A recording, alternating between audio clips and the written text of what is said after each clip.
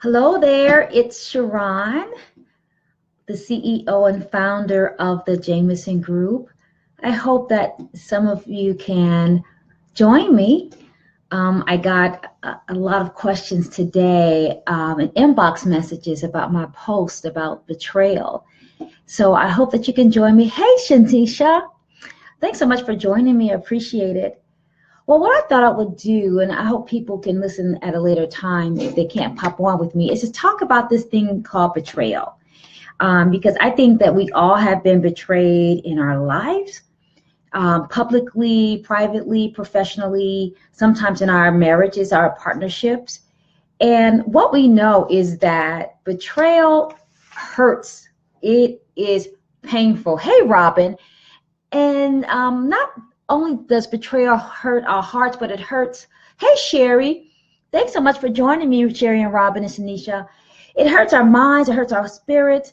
And betrayal hurts so badly because it really undermines our trust. It undermines our bond. Because when you think about it, betrayal breaks this agreement, unconscious, explicit, implicit agreement about what's okay and what should be expected.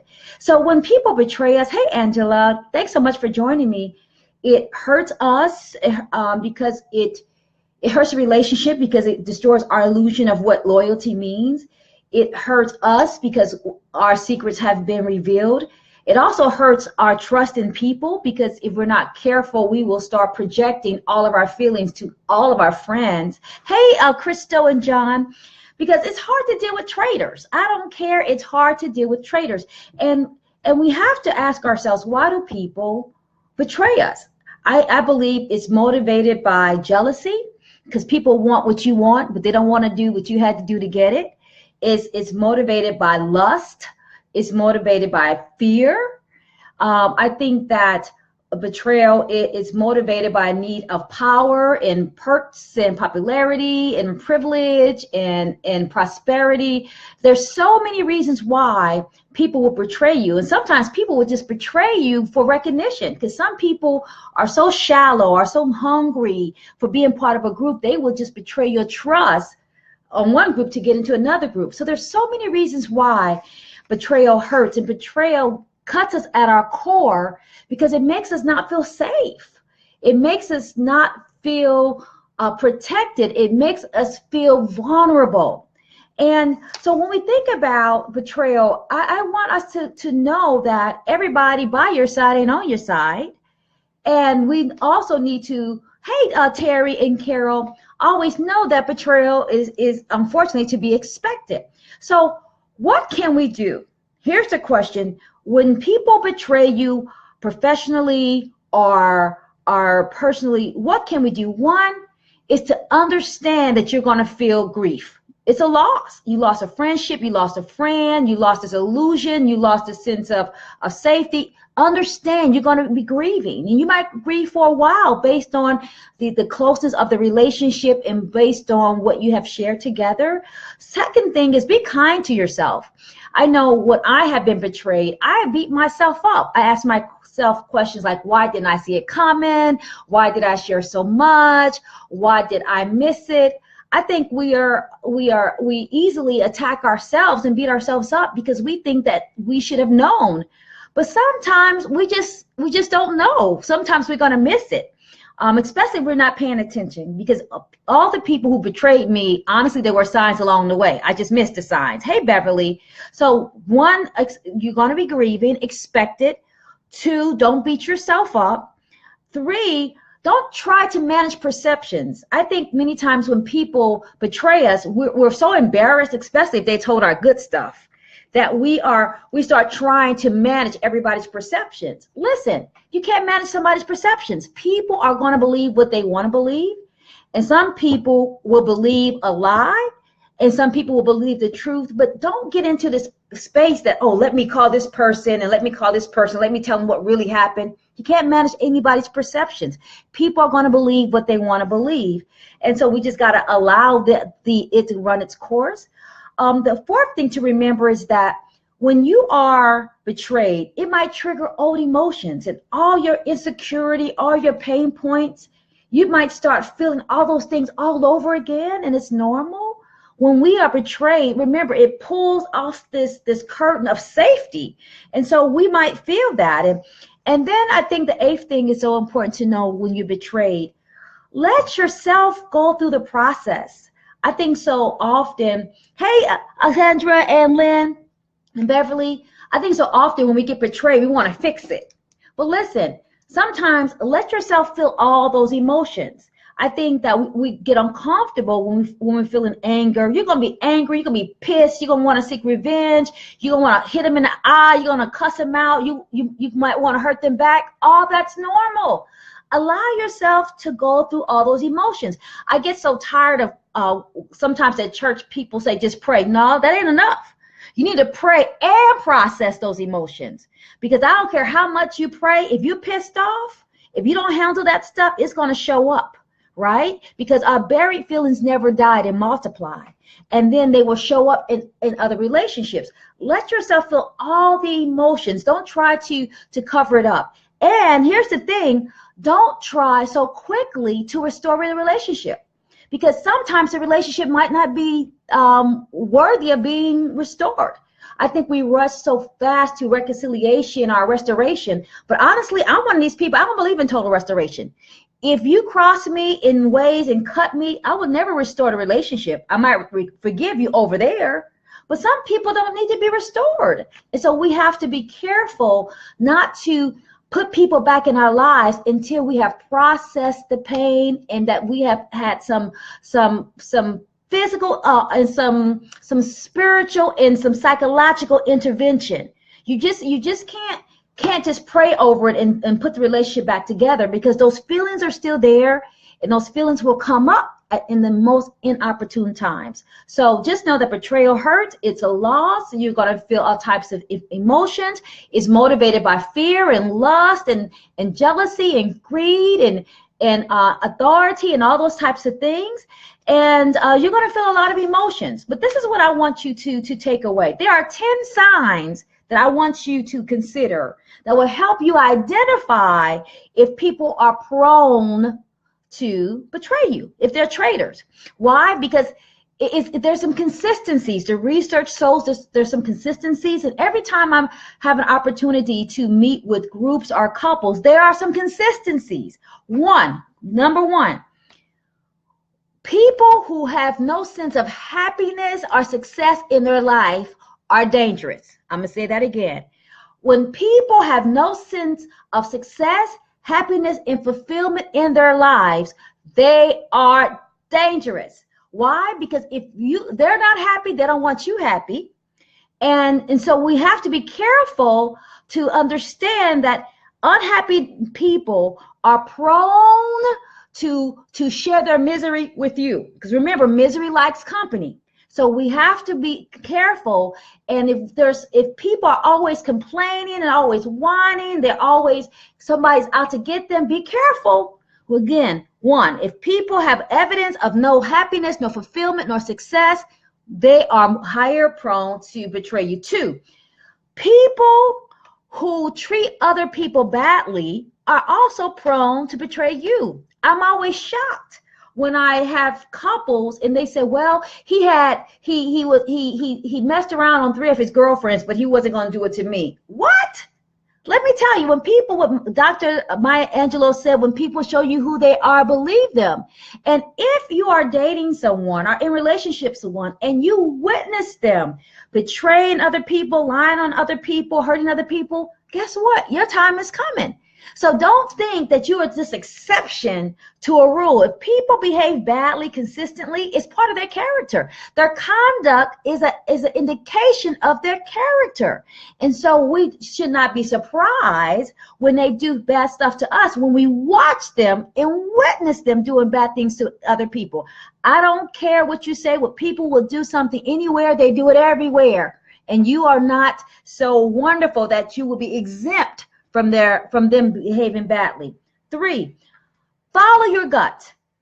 All the people who betrayed me, my gut told me and I didn't listen.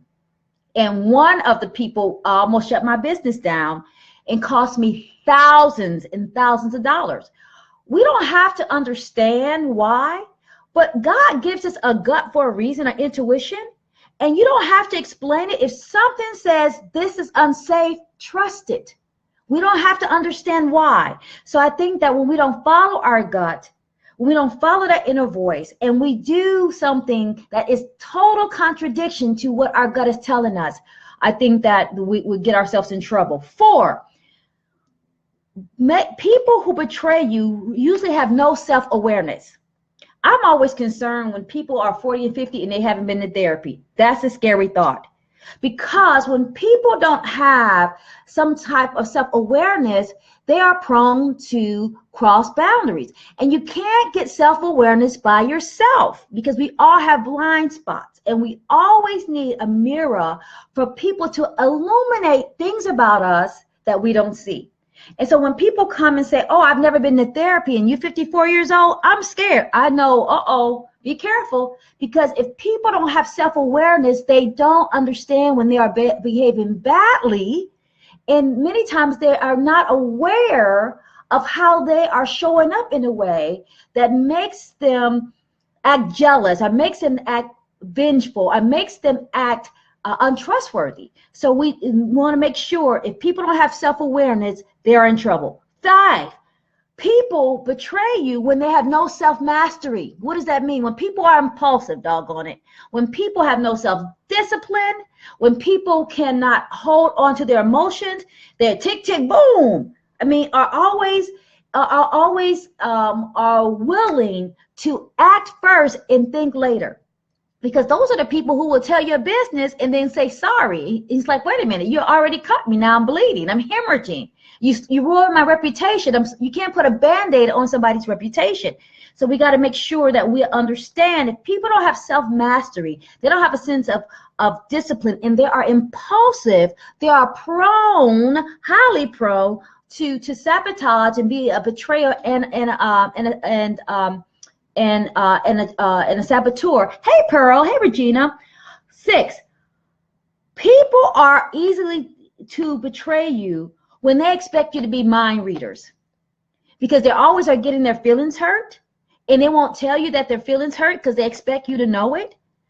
Our friends should always be, and I'm saying always be, people where they interact with you from a place of shared agreement and not expectation. Our friends need to be people who understand we have to agree on this, not expectation. Because how many times have you heard people say, oh, she didn't know how to be a friend? Well, did y'all have an agreement of what friendship looked like? Or she wasn't there for me. Did you have an agreement of what being there for you looked like? Be careful when people function from a place of expectation versus a place of agreement. Agreement says, this is what you and I both understand is true. We have a shared meaning. When there's no shared meaning, there's a higher degree of betraying a person, because why? You both are not tracking on the same road, so to speak. So we need to make sure that there's shared agreement. 4th, or 7th, be careful when people like to have shoulds, when people should on you. You should do this, you should do that, you should do this. Why? Because they are acting as if their understanding is a universal understanding. There's no universality when it comes to friendships. We negotiate our friendships as we engage in them. There's no such one model or template or rubric of what relationships look like. So we want to make sure that you don't want to have people who should on you. And then, of course, there's going to be a high degree or high potentiality for betrayal. 8, you want to be careful with people who don't have good conflict management skills, because they're going to betray you. Why? Because if people can't talk to you about an issue, they're going to talk about you to everybody else about the issue. Be careful when people are too cowardly to come to you and say, listen, you hurt my feelings. I don't like what you did. Don't do that again. I experienced you being jealous or whatever. If people are not talking to you about an issue, they're talking about you. And people who are talking about you are betraying you. Because if they have an issue with you, they should be talking to you. Why? You're the only one who can fix it. So be careful when you deal with people who have bad communication skills and they lack conflict management skills. Why? Relationships are messy. right? We all are under construction. And if you have people who are so emotionally immature, are so emotionally inept, that they can't communicate their needs, they don't know what they need when they need it, they don't know what it needs to look like, they put you at a space of being vulnerable, because when they blow up, they're pouring all your tea because they're too cowardly. They don't have a backbone to come tell you when you hurt their feelings. That's the number 9. People who are prone to betrayal are people who feel powerless and invisible. Why? All of us as human beings, we want to be heard, known, and seen, right? Our human desire is to be known, heard, and seen. Well, if a person feels powerless and they feel invisible, guess what? They're going to be seen. They're going to find a way to be seen. And sometimes it's at your detriment. So be careful of a person who feels powerless or feels invisible, that they don't know how to walk in their own clarity and to walk in their own courage. Those people, when they feel powerless, they are prone to operate in ways that are hurtful. Be careful, number 10. Be careful when people are insecure. Insecure people are dangerous people, because insecure people will do anything because they don't have, they're like Jello. My pastor calls them Jello people. They're cute on the outside, but shaky on the inside, right? Shaky people, Jello people. Jello people are insecure people. They're filled with doubt. They're people pleasers, and people pleasers will sell you down the road for a cupcake and some tater chips. We got to be careful. People pleasers are dangerous, so we got to make sure we know that. Number 11.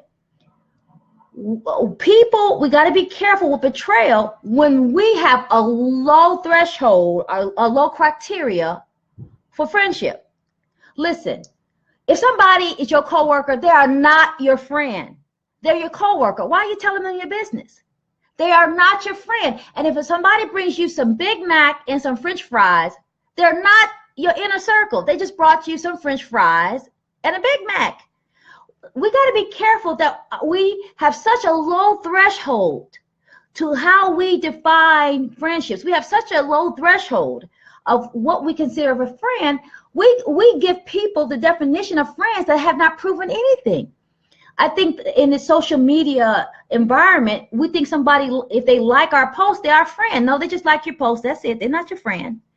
Friendship is something that happens after time, after adversity, after people have proven themselves worthy of having access to you.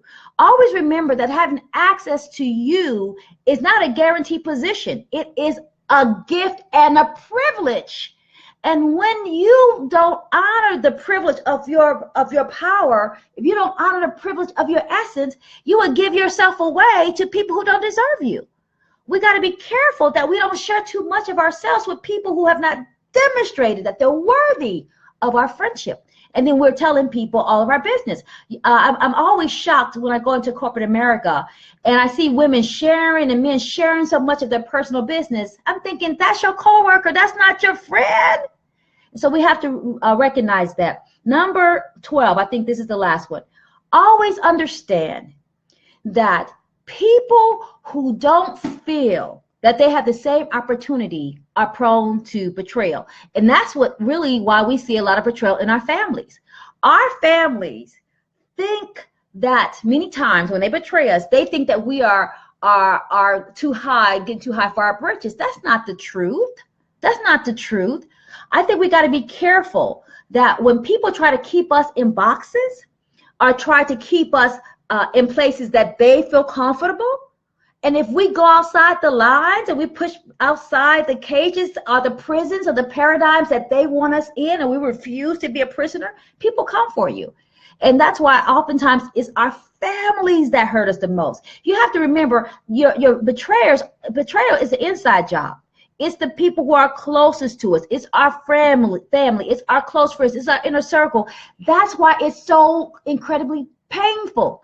Because just think about it. We can look over a person we don't know. We can look over an enemy, but man, if they're our friend. And so I want us to be mindful that we be aware of who we allow in our lives, have some criteria to determine who should be a friend. Make sure that you spend enough time with people to identify how they operate and function in the world. And if people are treating other people badly, guess what? You're next. The character is consistent.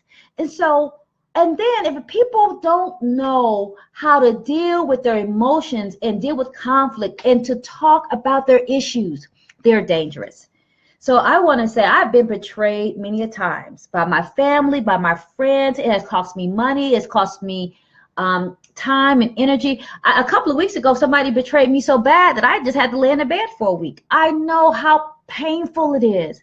But what I want you to know is that you have to get over it and get out and don't stay a victim, right? Yes, you cry. Yes, you fall out. Yes, you whatever, get some holy oil, go to therapy, whatever you need to do, but you're not a victim. And so take matters into your own hands.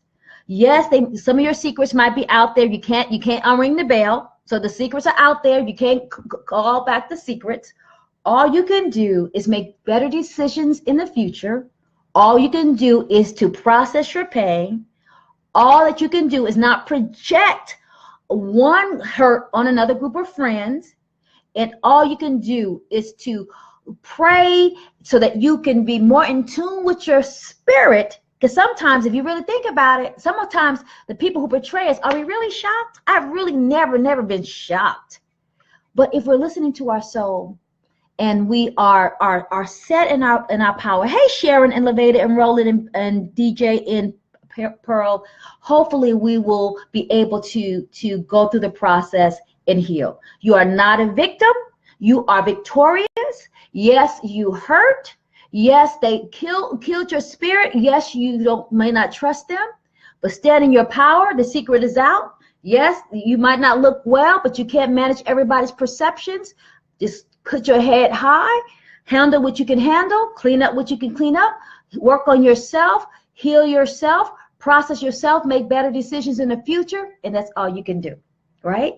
And just know that, you know what, when you know better, like Dr. Maya Angelou said, that you do better. But don't beat yourself up and don't project and don't make 15 other people pay for the one who hurt you. Yes? So I hope that helps. Just know that the more successful you are, the more you are a target for betrayal. And that's why be careful who you bring in your life. Be careful who you allow access to you. Be careful how you define and stipulate who should be a friend. Be careful that you don't have friends who don't have a good mastery of their own self-awareness or a good mastery of how to deal with conflict and communication. And just do the best you can, right? Because we all are under construction. We all are under construction. And like I said, cry. Don't just pray. Go process. You need some therapy. Don't be trying. People always shouting over emotional issues. You shout, but go get some therapy. Go get you a sister circle and get through it, because the best is yet to come. Yes? Blessings to you always. Talk to everybody later. Oh, yes. And listen, I hope that you will sign up for the You Can Depend on You Masterclass. We talk about betrayal. We talk about signs. We talk about people who are prone to betrayal. So join me. It's 5 weeks online. It's videotapes. It's just like here. Let's walk through it together. Let's make 2018 a year of finding the right friends, because just because people are available does not mean that they are suitable. Availability and suitability ain't the same. Just because they're there, that doesn't mean they need to be in your life. Again, suitability is not the same. And we want to make sure that we pick good friends. Yes? Blessings to you always. Thanks again.